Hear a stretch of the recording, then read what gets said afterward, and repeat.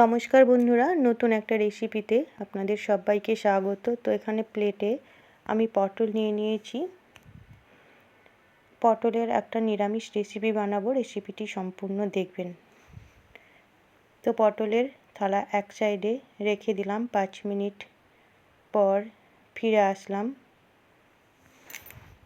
পটলগুলো খুব সুন্দর করে ছাড়িয়ে ধুয়ে নিয়েছি। এখানে পটলগুলো আমি আধখানা করে কেটে নিয়েছি, আপনারা নিজের পছন্দ মতো কেটে নিতে পারেন।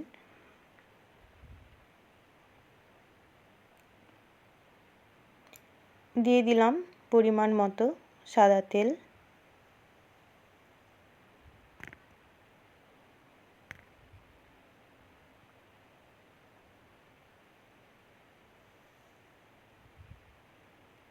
তেল গরম হয়ে গেছে। এবার পটলগুলো দিয়ে ভালো করে ভেজে নেব।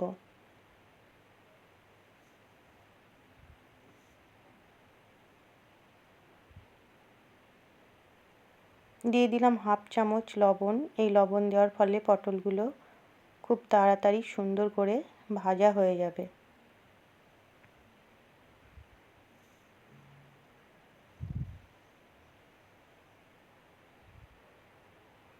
তো কিছুক্ষণ পর ফিরে আসলাম। পটলগুলো হাতে সময় নিয়ে খুব সুন্দর করে লাল লাল করে ভেজে নিয়েছি।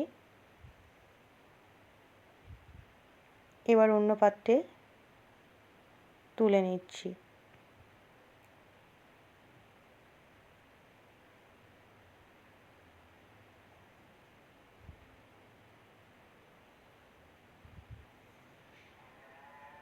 একটা মিক্সি জারে মশলা তৈরি করে নেব। দিয়ে দিচ্ছি পোস্ত।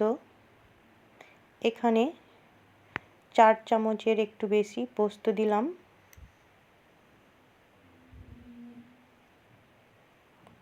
সাদা সরিষা 4 চামচ।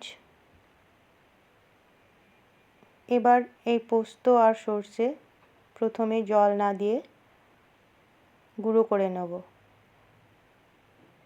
এখানে একটা ট্রিক্স আপনাদের বলি, জল দিয়ে কিন্তু সর্ষে পোস্ত পেস্ট করলে তাড়াতাড়ি হয় না। আগে শুকনো গুঁড়ো করে নেওয়ার পর যদি অল্প জল দিয়ে পেস্ট করা হয় খুব সুন্দর পেস্ট হয়। তো গুঁড়ো করে নেওয়ার পর দিয়ে দিলাম 6টা লঙ্কা, হাফ চামচ জিরে আর সামান্য লবণ আর সামান্য জল।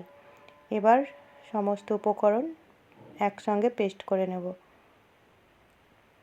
তো দেখুন এখানে সুন্দর একটা পেস্ট তৈরি করে নিলাম।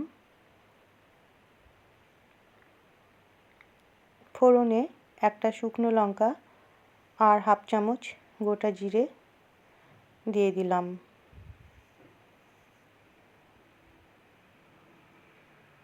দিয়ে দিলাম বড় চামচের 1 চামচ আদা পেস্ট।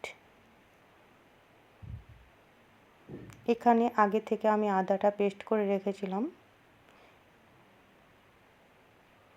আদার যেন কাঁচা গন্ধ না থাকে, তো একটু সামান্য কষিয়ে নিয়ে মশলার পেস্ট দিয়ে দিলাম। এবার ওই মিক্সি জারে আরও একটু জল দিয়ে সেটাও দিয়ে দিলাম।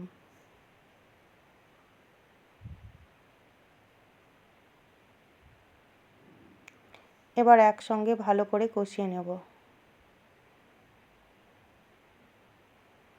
এখানে ততক্ষণই মশলা আমি কষিয়ে নেব যেন মশলাতে জল না থাকে। তো দেখুন এখানে মশলাতে কিন্তু আর জল নেই, দেখে বুঝতে পারছেন।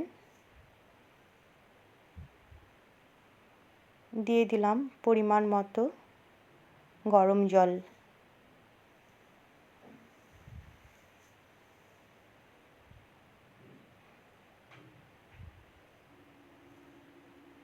স্বাদ মতো লবণ।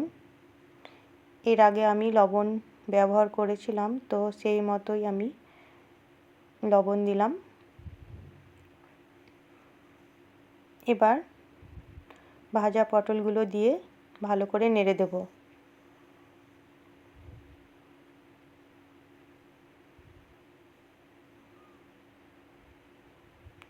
আবার একসঙ্গে ভালো করে নাড়াচাড়া করে 2 মিনিট মতো রান্না করে নেব। দিয়ে দিলাম চেরা কাঁচা লঙ্কা দুটো।